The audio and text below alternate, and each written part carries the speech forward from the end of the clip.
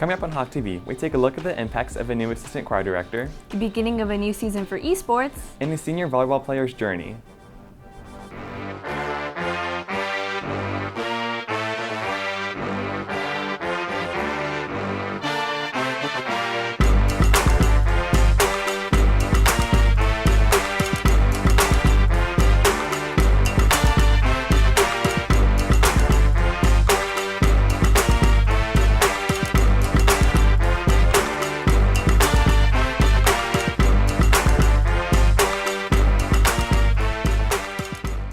Good morning, Hebron High School. I'm Anya Kochar. I'm Milaron. And this is Hawk TV for Friday, September 6th.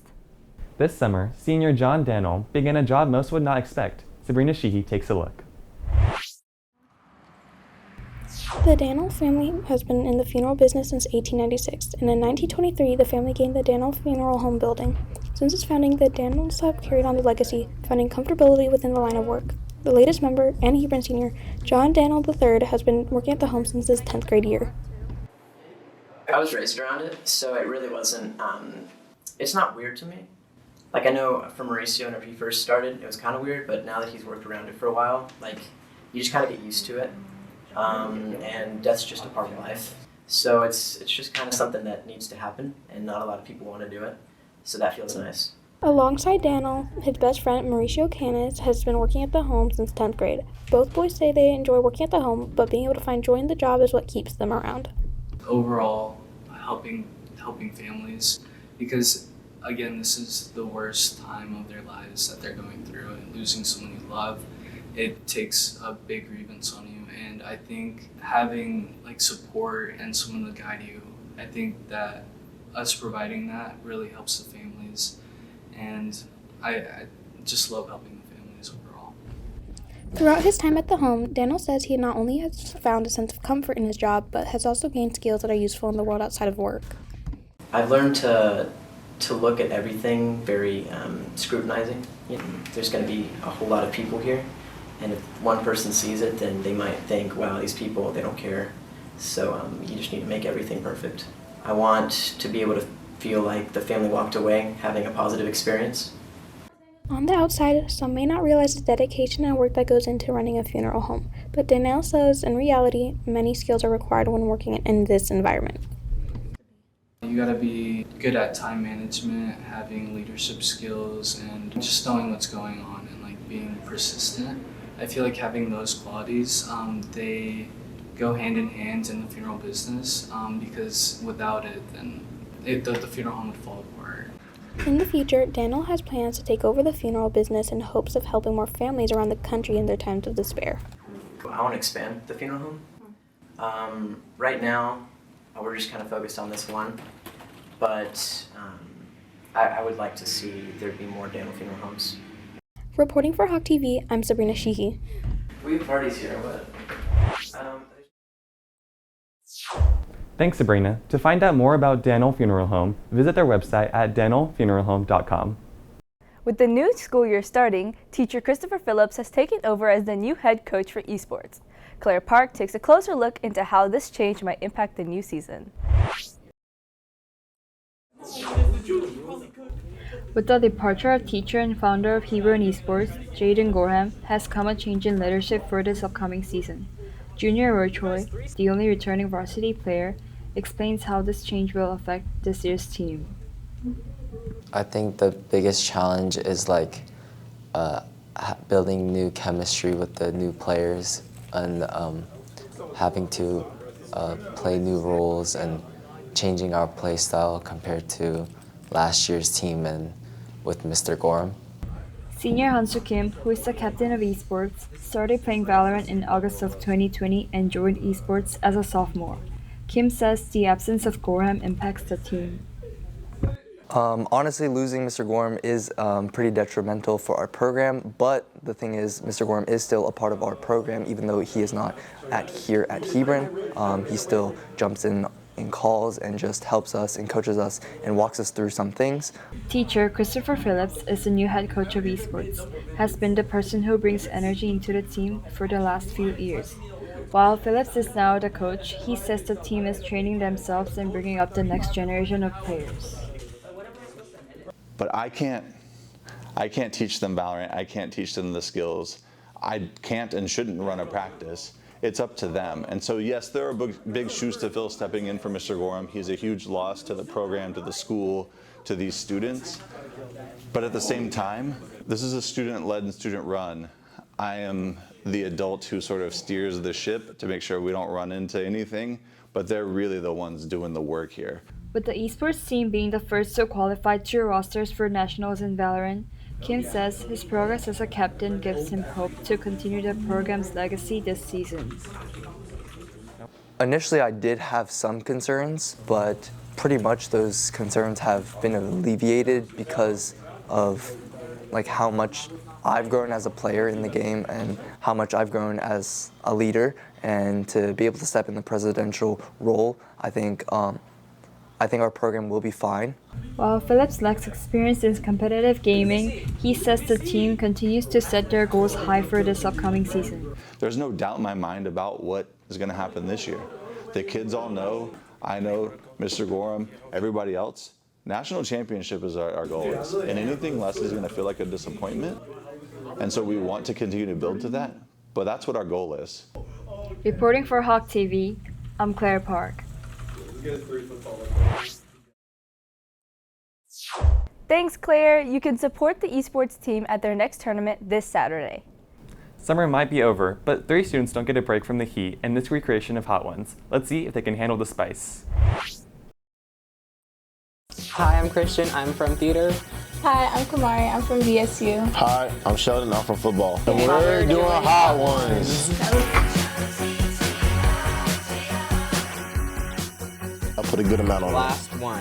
I'm going drama. Dragon's Breath. Oh my god. Wait, so what do you rate the Question. Yeah. What do you rate? Do not drink the incredibly spicy Dragon's Breath hot sauce. Dragon's Breath is meant to be consumed in small quantities. Please enjoy responsibly.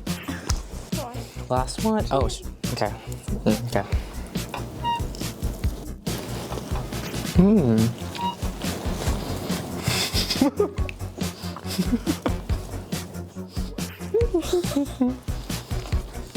Okay. Oh, hello. Oh my gosh. Oh my god. Tap dancing on my tongue right now. If you had to choose a food to eat for the rest of your life, what food would it be and Potatoes. Potatoes. Mine would be pasta. Pasta. It can never do me wrong, so. Tacos. Tacos? Here, you ask a question. Me? Okay. Girl.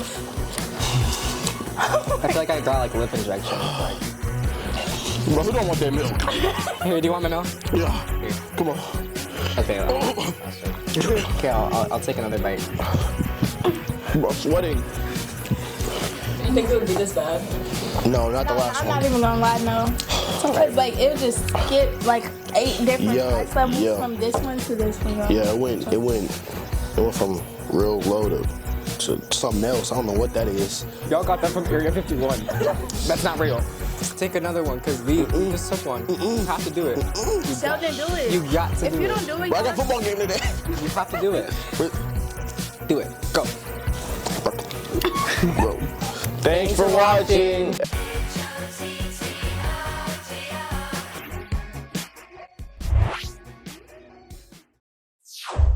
Thank you to all the students who participated. Former Assistant Choir Director Nathan Ratliff accepted a head director position at the Colony High School this year after 11 years at Hebron. To replace Ratliff, the school hired a new assistant director. Angela Key dives deeper into her story and what she brings to Hebron's choir. Catherine Zetterstrom, the previous head choir director at Allen High School, has taken the position of assistant director at Hebron for her 24th year of teaching. Zetterstrom says she hopes her presence as a woman makes a positive impact on her students. I think that I'm in a unique position to be able to have an influence on my students' lives, and so I'm really intentional about what that influence is. And especially with young women, I want them to be empowered. I know how important it is for women to empower fellow women. For the past 5 years, Hebron's choir has only had male directors. Previously, head director Alex Carr had taken the lead on teaching the female or treble voices. Carr explains why the addition of Zetterstrom to the department will be significant. He is sort of fitting a niche that a need that we saw that we needed as far as building our treble voices. And so getting someone who could teach the treble voices and who had, a lot of the same musicianship and the same skills that Mr. Ratliff had, because I knew her professionally pretty well, but I didn't really know her personally. And so getting to know her a little bit better and to work with her has been outstanding. Senior Eliza Howard has been in choir for 4 years. As a member of the junior varsity or bell choir, she says she has experienced the changes of having Zetterstrom firsthand. We've had female, very professional female singers come in, and whenever they were teaching us, I definitely was we need this more often. But now we have one every single day, which is amazing. It's extremely helpful whenever we're knowing the difference of here's what it looks like for all singers, so here's what it looks like for you. And so I just definitely think that's a lot more helpful. Zetterstrom's husband, Pete Zetterstrom, passed away 19 years ago. Her sons were 8 and 4 years old when he passed, providing Zetterstrom with a new perspective on how to empathize with her students. You take any of these choirs out here, and if you were to really get an honest answer from all of them, they've probably all, on some level, to some degree, experienced loss. But, I know my kids experienced loss in elementary school, and they had to mitigate that and still do their whole lives. So everybody's got their own story. When I encourage them to treat each other with kindness, it's because you don't know what that person's story is. I assume that they all can connect to that on some level.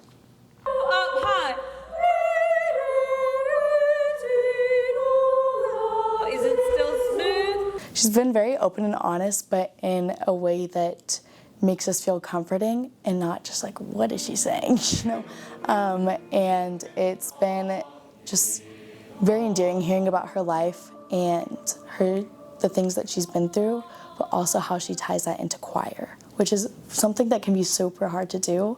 That sounds very simple, but she's been able to make it work and do really well with that. Reporting for Hawk TV, I'm Angela Key.